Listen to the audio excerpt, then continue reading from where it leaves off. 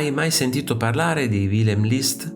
Probabilmente no, eppure fu uno degli artisti che vissero pienamente l'atmosfera della Vienna di fine Ottocento, quella della secessione, di Klimt e dell'arte simbolista.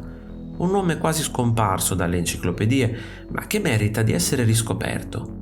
Wilhelm List nacque a Vienna nella seconda metà dell'Ottocento e tra il 1885 e il 1889 studiò all'Accademia di Belle Arti sotto la guida di Christian Giemperkel, lo stesso maestro che ebbe tra i suoi studenti anche Gustav Klimt ed Egon Schiele. Fin da giovane Liszt mostrò un forte interesse per la forma e per la linea, elementi che resteranno costanti nella sua carriera. Dopo l'Accademia, Liszt si trasferì a Monaco di Baviera, dove frequentò gli atelier di Ludwig Lofts e Paul Ocker. Monaco in quel periodo era un centro d'avanguardia per la pittura simbolista e naturalista, un laboratorio di idee tra Germania e Austria. Qui Liszt maturò una sensibilità che lo avvicinerà poi al linguaggio decorativo e onirico della secessione. Tra il 1894 e il 1895 Liszt si stabilì a Parigi per studiare all'Académie Julian, seguendo le lezioni di William Adolphe Bouguereau. Questo passaggio francese gli offrì una base accademica rigorosa, ma anche l'occasione di conoscere le correnti artistiche emergenti, il simbolismo e i Nabi, un incontro che avrebbe segnato il suo linguaggio figurativo per sempre. Nel 1898 Liszt si trova in Bretagna, terra prediletta da molti artisti simbolisti. Qui si ispirò alle atmosfere mistiche e ai paesaggi carichi di spiritualità che caratterizzano l'arte di Gauguin e dei suoi seguaci di Pont-Aven. Questo periodo fu fondamentale per sviluppare una pittura più interiore, sospesa tra realtà e sogno.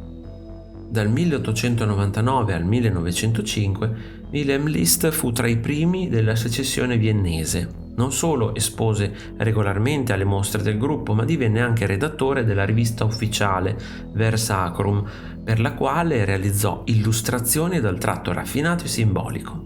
In un ambiente dominato da Klimt, Liszt trovò la sua voce, più silenziosa, più introspettiva, ma altrettanto evocativa. Dopo il 1905, con la crisi interna al gruppo, Liszt lasciò la secessione per aderire alla Kunstschau, la nuova associazione fondata da Klimt e dai suoi sostenitori. Nel 1908 espose insieme a Egon Schiele, condividendo quello spirito di rottura che segnò una nuova fase dell'arte viennese. Fu un momento di passaggio tra il decorativismo simbolista e la modernità espressionista. Liszt è ricordato soprattutto per la sua opera grafica. Nelle sue litografie e incisioni affrontò temi tipici del simbolismo decadente: la donna come enigma, la morte, il desiderio e il sogno. Tra le più celebri, Salomè, in cui la protagonista regge la testa di San Giovanni Battista. Dei suoi dipinti si conosce poco, ma quelli noti mostrano un linguaggio vicino a Klimt, con un tocco personale che guarda anche alla monumentalità di Ferdinand Hodler. La linea diventa ritmo, la figura si dissolve nel colore e l'emozione prevale sulla descrizione. Liszt non dipinge per raccontare, ma per evocare.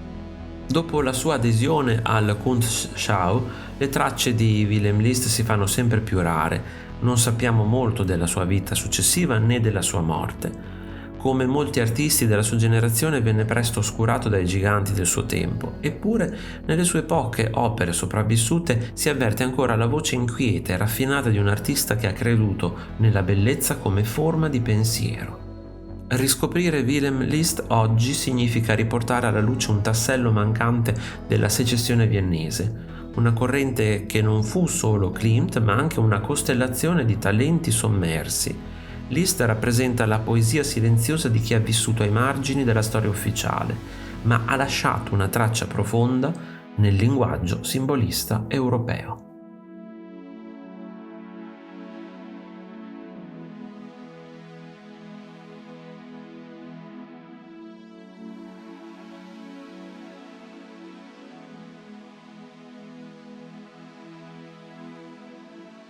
Se ti è piaciuto il video, iscriviti al canale, lascia like e condividilo con i tuoi amici.